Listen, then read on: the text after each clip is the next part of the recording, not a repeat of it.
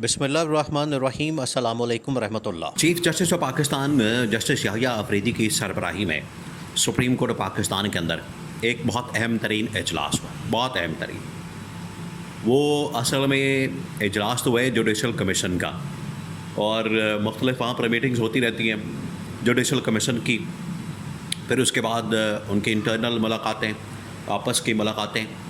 लेकिन एक इंतहाई अहम तरीन इजलास की वहाँ पर ख़बर सामने आई है। Chief justice of Pakistan justice Yahya Afridi की सरबराही में, और उस इजलास के अंदर टॉप के जो जजेस हैं इस वक्त, आइनी बेंच का भी जो हिस्सा है जिसमें जस्टिस मोइनुद्दीन खान वगैरह, और इसके अलावा जस्टिस याहिया अफरीदी, जस्टिस अतर मिनल्ला, जस्टिस मंसूर अली शाह, ये वो तमाम जजेस जो बड़े टॉप लेवल के हैं। इसमें तो सीनियर जजेस भी शामिल हैं जो कि जिनका नंबर बनता था, जो कि चीफ जस्टिस बनने वाले थे, लेकिन याहिया अफरीदी को इन लोगों ने जस्टिस बना दिया, चीफ जस्टिस बना दिया। अब आपको याद है अभी चंद दिन पहले, आप ज़रा इमेजिन करें, जस्टिस अतर मिनल्ला ने एक तकरीर की जिसमें उन्होंने गवर्नमेंट को उड़ा दिया, गवर्नमेंट के उन्होंने धज्जियाँ उड़ा दी और पूरी गवर्नमेंट के ऊपर सख्तातारी हो गया। उन्हें वहाँ से अंदाज़ा हो गया था, वहाँ से आइडिया हो गया था कि अदलिया के अंदर सब अच्छा नहीं है। अदलिया का जो हमने कंट्रोल किया, असल में तो गवर्नमेंट ने क्या किया था काम, एक इसने 26वीं आइनी तरमीम जो पकड़ दकड़ करके किसी तरह से इन्होंने बंदे पूरे करके और जाली मैंडेट के साथ जाली तरीके से जो इन्होंने तादाद पूरी की, 2/3 मेजॉरिटी हासिल की। तो 26वीं आइनी तरमीम करके इन लोगों ने ये तसव्वुर किया, इन लोगों ने ये सोच लिया कि अब हमने अदलिया को कंट्रोल कर लिया, अदलिया हमारे कंट्रोल में आ गई है, और उसके बाद हमारे नियारे है अब क्योंकि अदलिया हमारे कंट्रोल में है तो अदलिया से हम जो मर्जी फ़ैसले करवा लें, तमाम के तमाम जजेस हमारे कंट्रोल में हैं। लेकिन अभी इनको ये आइडिया नहीं था कि तमाम जजेस इनके कंट्रोल में नहीं हैं, तमाम के तमाम जजेस इनके हाथ में नहीं है। आज भी ऐसे जजेस मौजूद हैं जो कि हक़ व सच की बात करते हैं, ज़मीर की बात करते हैं, उनका ज़मीर जागता है और मेरिट के ऊपर फ़ैसला करने वाले हैं, इंसाफ करने वाले हैं, और उनकी जानिब से हक़ और सच की बात की जाती है। तो आज भी ऐसे जजेस मौजूद हैं, जिसमें से एक बहुत बड़ी मिसाल अभी चंद दिन पहले जस्टिस अतर मिनल्ला की सामने आई, जिन्होंने गवर्नमेंट को उड़ा दिया, गवर्नमेंट की जानिब से अदलिया के ऊपर हमले, अदलिया की आज़ादी के ऊपर हमले, वकला के ऊपर हमले उन्होंने एक्सपोज़ कर दिया। उसके बाद ये मुलाकात हुई। अब आपको समझ आ जानी चाहिए इसकी बैकग्राउंड कि जजेस के अंदर एक लावा पक रहा है। उनको ये नज़र आ रहा है कि हमारे फ़ैसलों के ऊपर उस तरह से फ़ैसला जो भी आता है अमल दरामद नहीं होता। अपनी मर्ज़ी के फ़ैसलों के ऊपर अमल दरामद करते हैं, जो इनके मफाद में होता है, फ़ायदे में होता है, उसके ऊपर ये अमल दरामद करते हैं, उसके ऊपर ये इम्प्लीमेंटेशन करते हैं। जहाँ पर इनको अपना फ़ायदा नज़र नहीं आता, जहाँ पर ये समझते हैं कि हमारे फ़ायदे में नहीं है और इस फ़ैसले से हमें नुकसान हो सकता है, वहाँ पर ये क्या करते हैं, उस फ़ैसले के ऊपर अमल दरामद नहीं करते। तो ये 2 नंबरी इनकी जानिब से की जाती है। ये 2 नंबरी जजेस ने पकड़ ली। जजेस ने कहा कि ये नहीं हो सकता अपनी मर्ज़ी के, कि वो जिस तरह से एक मिसाल दी जाती है, मीठा मीठा हप हप ते कौड़ा कौड़ा थू, कि जो आपको पसंद है वो आप रख लें और जो आपको पसंद नहीं वो आप उसको निकाल दें, जो आपके फ़ायदे में नहीं। तो यहाँ पर यह जब जजेस की मीटिंग होती है तो जजेस सारे बैठ गए। उन्होंने कहा कि अभी जो रिसेंट एक बहुत बड़ा फ़ैसला दिया गया इमरान खान के हक़ में, ये जो फ़ैसला दिया गया है इमरान खान के हक़ में, ये तो आया है 9 मई के मुकदमात में, जो इमरान खान के ख़िलाफ़ 9 मई के मुकदमात है, ये उसमें आया और इमरान खान को इसमें रिलीफ दिया गया, इंसाफ दिया गया, इमरान खान के हक़ में फ़ैसला दिया गया।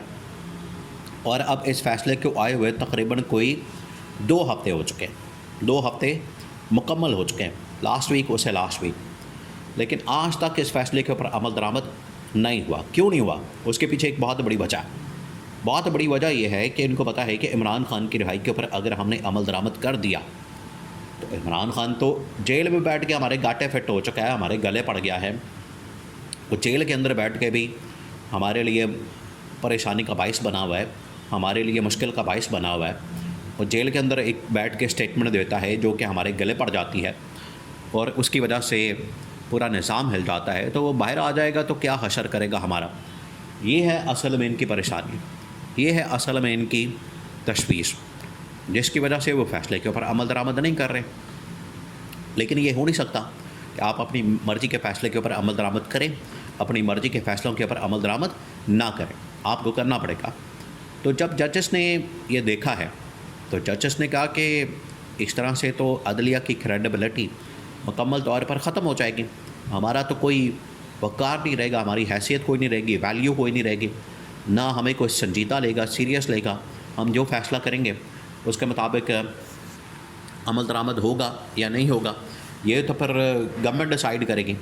जबकि फ़ैसले के ऊपर अमल दरामद करना ये तो लाजमी है। फ़ैसले के ऊपर अमल दरामद होगा तो फ़ैसले की अहमियत का अंदाज़ा होगा। अमल दरामद नहीं होगा तो हमें फिर इस फ़ैसले का हमने यहाँ पर बैठने के फिर छनकना बजाना है। तो ये जजेस ने फ़ैसला कर लिया और ये इंतहाई अहम तरीन ख़बर सामने आ गई। अब जो मंसूबे गवर्नमेंट की जानिब से बनाए गए, अब आपने ज़रा उन मंसूबों को इमेजिन करना है, उन साजिशों को। आज से 2 साल पहले, 3 साल पहले, इससे पहले काती फ़ाइज़ ईसा इनके हाथ में था, वो मुकम्मल तौर पर सहूलतकारी कर रहा था। उसके बाद इन लोगों ने ये काती फ़ाइज़ ईसा का दिया हुआ तोहफ़ा या अफरीदी, वो भी सहूलतकारी करने के लिए तैयार है हुकूमत के लिए। लेकिन जो बाकी जजेस हैं इसके साथ बैठे हुए, वो इनकार कर रहे हैं।